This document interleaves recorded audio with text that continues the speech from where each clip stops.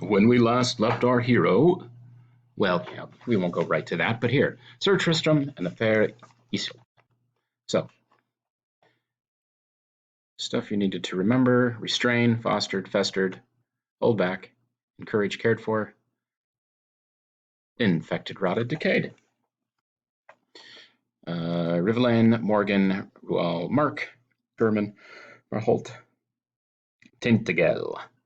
Rivelaine was Tristram's dad. He got killed by Morgan, although Rivelaine ends up with revenge on Morgan. But he gets raised by Rual until he ends up living with the Cornwall king Mark, who has a beef with German, the king of England. And so does German have a beef with Tristram because he kills Marholt, which upsets German's wife, who put a spell. And Tintagel is where Cornwall Castle. So we had that. We had Siege Perilous and some people trying to show up. Sir Tristram of Lyonnaise. We had his story. They were talking about him and where he's from. The minstrel happens to show up. Tristram, the true Renaissance man. He ends up working for his uncle, which was the answer to question 1. He kidnapped by a merchant in a great storm, and the merchant drops him off at Cornwall. So that's where he ends up there, kind of like Jonah or Joseph. He eventually, Rual finds him and tells him the truth, and he ends up beating the guy that killed his dad. So now Sir Marholt shows up, and he's the only guy that challenges him. They both end up wounded. Marholt does die with a piece of the sword in his head. The queen vows revenge. Tristram is bleeding to death. Only the queen can stop it. He shows up, and Tristram calls himself Tramtris. Yes, that's right, Tramtris. No one will know that. Like Superman and the glasses or Captain America wearing a baseball hat. Anyway, that was question 2. He needs to go see her because only she can heal it. And she does heal it and has no idea that Tramtris is Tristram. He ends up stays a year. He falls for Iseult, but hasn't done any great deeds. So he returns home. He tells good old king of the lady. He realizes if the king marries her, then that will make the two kingdoms have peace, and that's a good thing. So Tristram's about to lose his love to his uncle, and he volunteers to go back and bring peace. So that's why he wants to win goodwill of the king, and so that Mark might marry the daughter. Even though the queen cured him, she swore vengeance against him for killing her brother, and she still has the piece of his sword. So he shows up.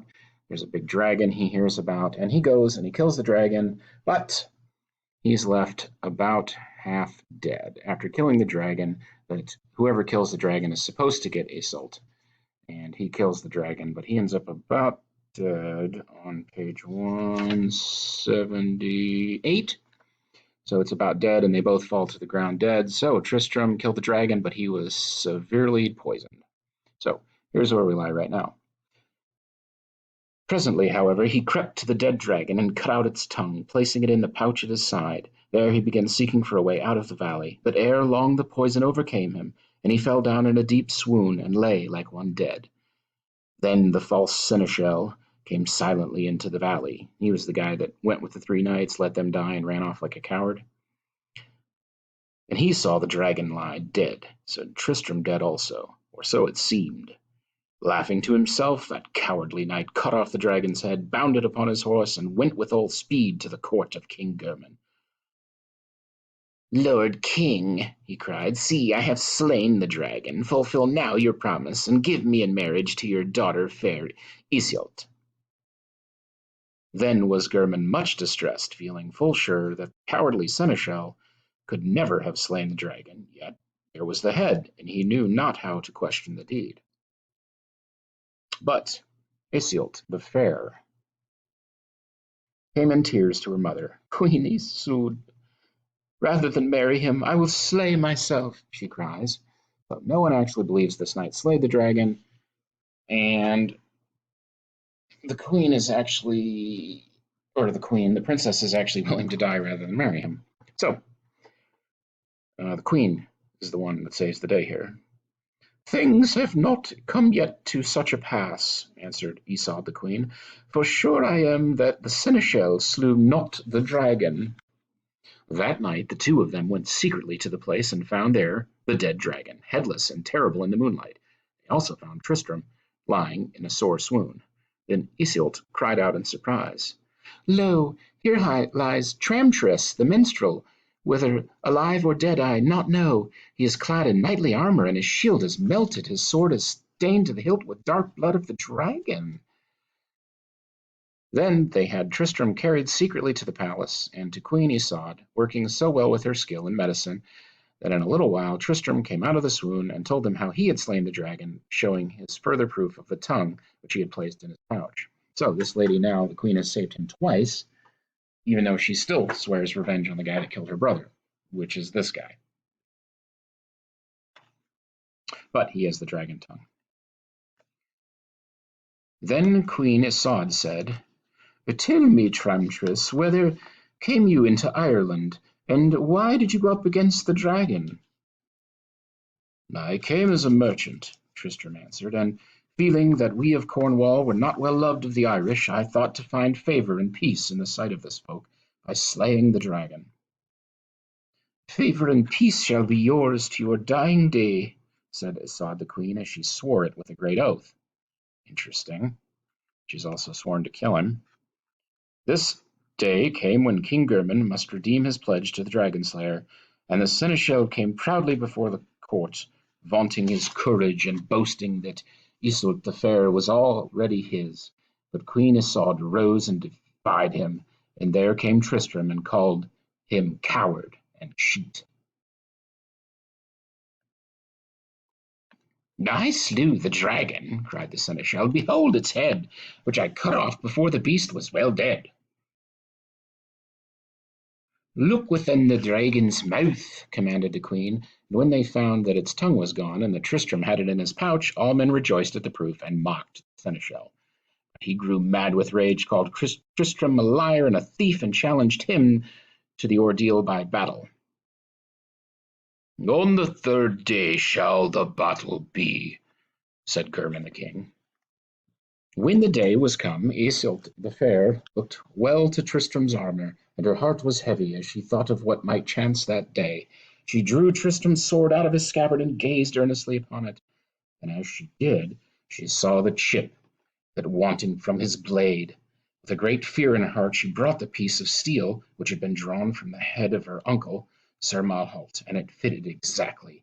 Then she went swiftly to her mother and said, "Lo, this minstrel Tramtris whom we have saved is none other than Tristram of Lyonesse, who slew Marhault.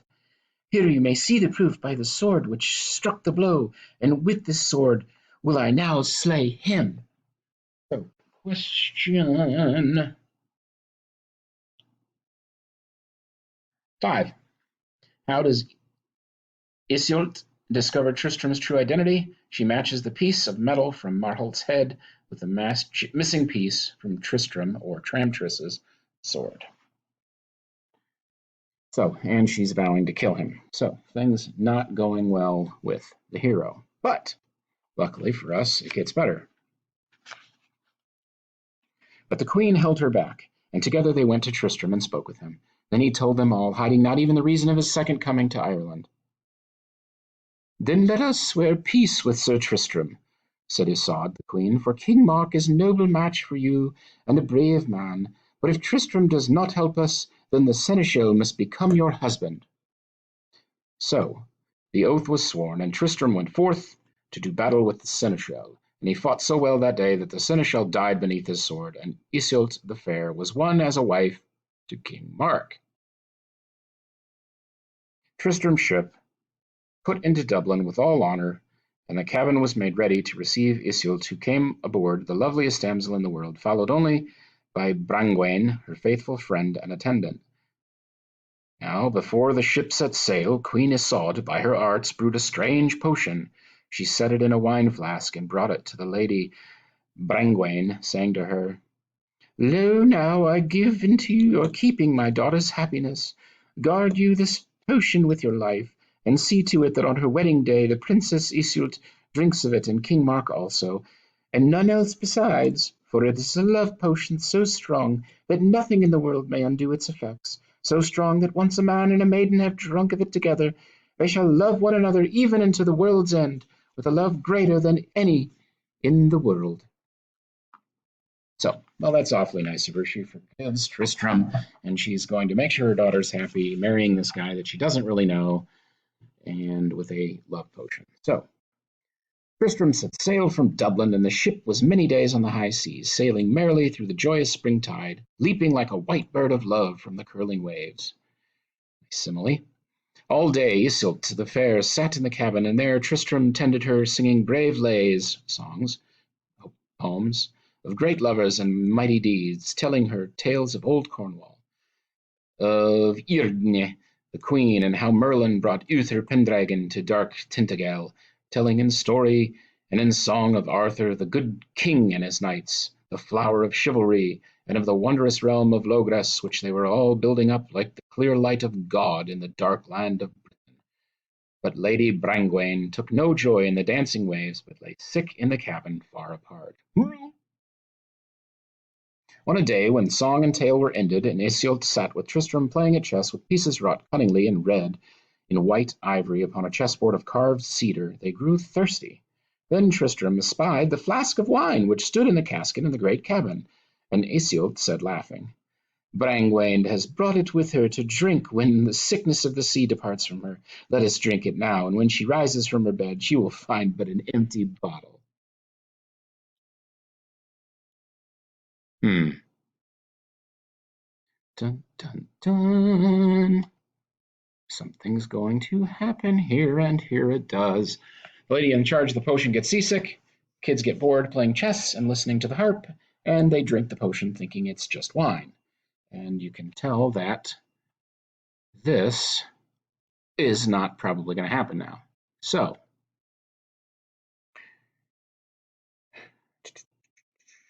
they poured the wine into golden cups, knowing not that it was the love potion brewed by Ysaud, the wise queen, knowing not that they held fate in their hands, and gave themselves to much joy and a deeper sorrow. And laughing still, they pledged one another, draining the sweet wine to the very dregs. Straightway strong love awoke in their hearts, and the world grew dim because of the light which now shone about each of them to the other's eyes. As they drained the flask, Brengwain entered the cabin and saw what they had danced. She spoke no word of it for them for many a year thereafter, but, cold at heart, she flung the wine flask far into the deep sea, lamenting that she had ever come upon that voyage, lamenting that drink which should be the death of Tristram and Iseult. Fair was that voyage through the sunny seas, more bright than sunshine than ever it might be again, for Tristram and Iseult spoke together soon of their great love, and were happy for the brief hours of their youth, more happy than any lovers since this world began. Speeding over the blue sea, they forgot the sorrow that awaited them in Cornwall, forgot the struggle betwixt love and honour, and remembered only that spring was short, and love held them as one in joyous sunlight.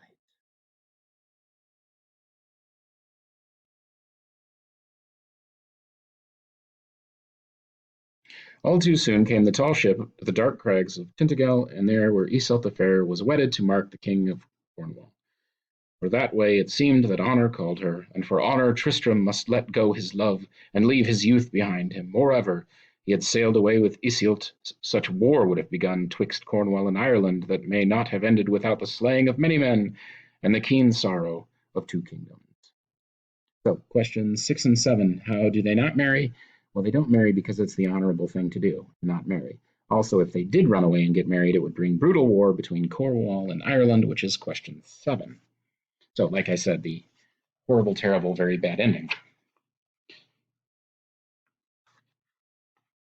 Little else is there to tell. Tristram in Lyonesse wrought many deeds till his fame was carried throughout the world.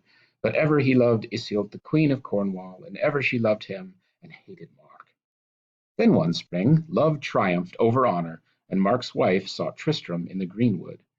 She went a hunting with Brangwaine her maid, and Mark, suspecting naught, said Tristram his nephew in command of her huntsmen and attendants.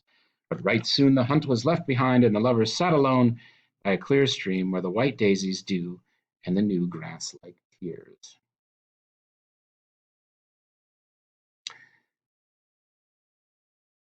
They met again many and many a time. Love was turned into fear and grew dark and wild. For so love must that is lawless and dishonorable. Yet blame them not overmuch, for the love charm was upon them always. For them surely there is much excuse when none could be for others, who thus break their vows. Ere long the nobles, who still hated Tristram, grow to suspect his love, and whispered of it to Mark. The king for long would not believe of it, for well he loved and trusted both wife and nephew.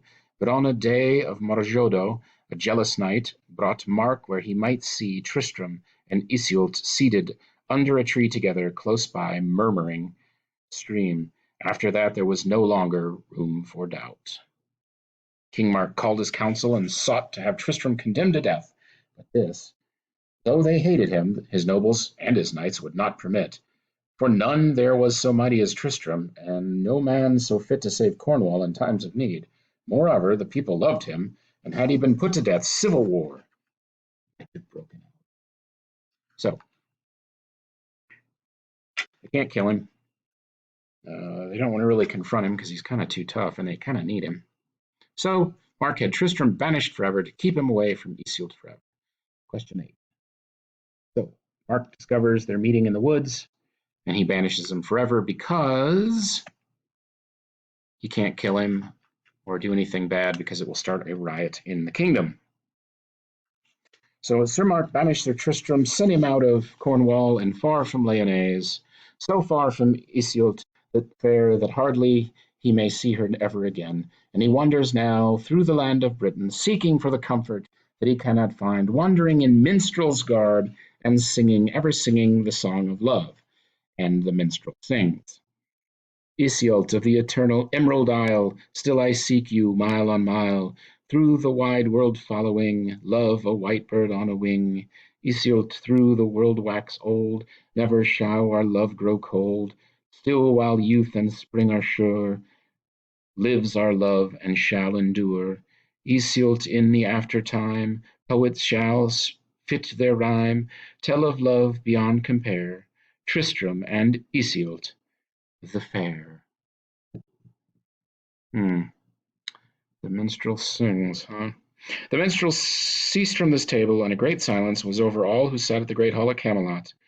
Only Launcelot bowed his head in his hands, and the tears ran between his fingers as he thought of his own love for Guinevere, the King Arthur's queen. Minstrel, King Arthur said presently, how comes it that you know so well all things that have befallen Sir Tristram of Lyonesse? The minstrel smiled sadly as he rose from the stool and stood tall and noble to behold before King Arthur. And the most obvious thing ever. I knew it well, he said, right well indeed, even as a man knows his own sorrow, for I am Tristram of Lyonesse. Stunner. There was a little murmur through the halls of this, of wonder and of pity, but King Arthur rose from his seat and came down to Tristram and greeted him. Right welcome are you to Camelot, he cried. Welcome indeed to me and to all this fellowship of the Round Table. Your name was spoken to us by Merlin the wise enchanter on the day of the making of this table. And see, there is a seat at it for you. Yonder siege beside Launcelot, where your name grows even now in large letters of gold. Welcome, true knight of Logres.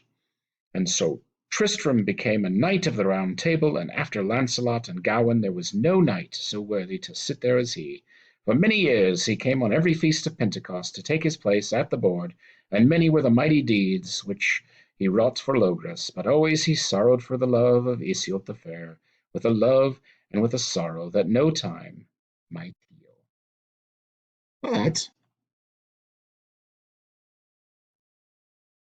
so why do they ask him to sit there? Just out of curiosity. Why do they think him so great and hold him in such high esteem? That would be a good answer on your comments on Google Classroom. But this is not the end. as you can see, there's happy people here. Tristram does indeed marry Iseult, but after some years he was married to another Iseult, daughter of Jovlin, the Duke of Arundel,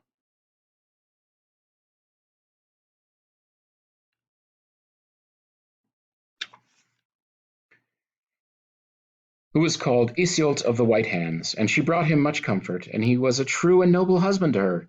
Yet ever his heart turned towards Iseult, the Queen of Cornwall. Wherefore Iseult of the White Hands was jealous at heart. And at last Tristram was wounded with a poisoned spear as he fought to save Ahiden, his wife's brother, and the wound festered. It was rotted, infected, and decayed, and might not be cured. Then Tristram said, My death is upon me, unless Iseult of Cornwall comes to my aid, for she alone has all the skill which was her mother's.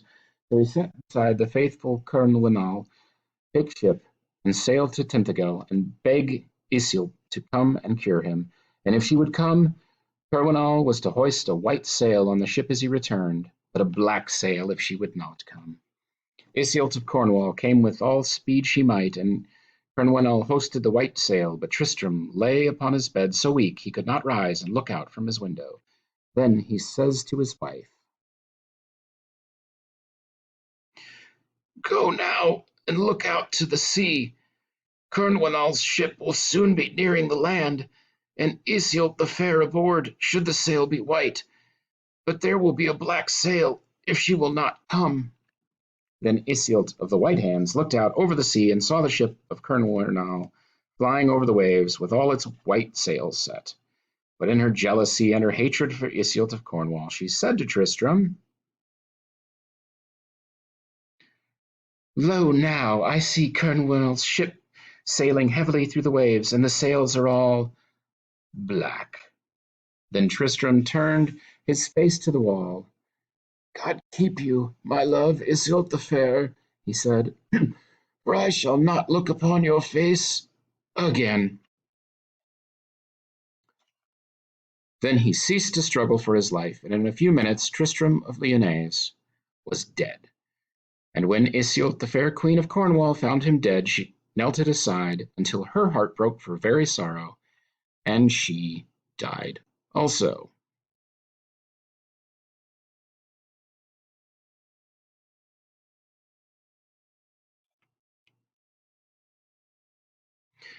And they were buried in one grave, for Iseult of the White Hands repented on her jealousy when it was too late. And over the grave she planted 2 rose trees, one red and one white, and they grew 2 trees leant over the graves toward one another, and the branches twined together, and they grew into one tree bearing roses both red and white. For never in all the world have there been 2 such faithful lovers as Sir Tristram of Lyonesse and Iseult the fair. Notice the kind of dogs in the picture, by the way. Trees growing together from their graves. What is the symbolism there?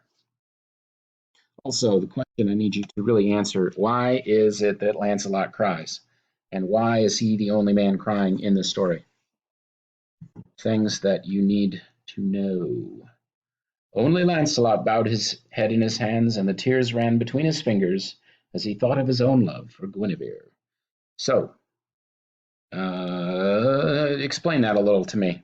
Give me a couple things in the comments. And yeah, let's go from there. All right, hit like, hit subscribe. The other videos should all be up for the rest of the week for Geraint and Enid, another story.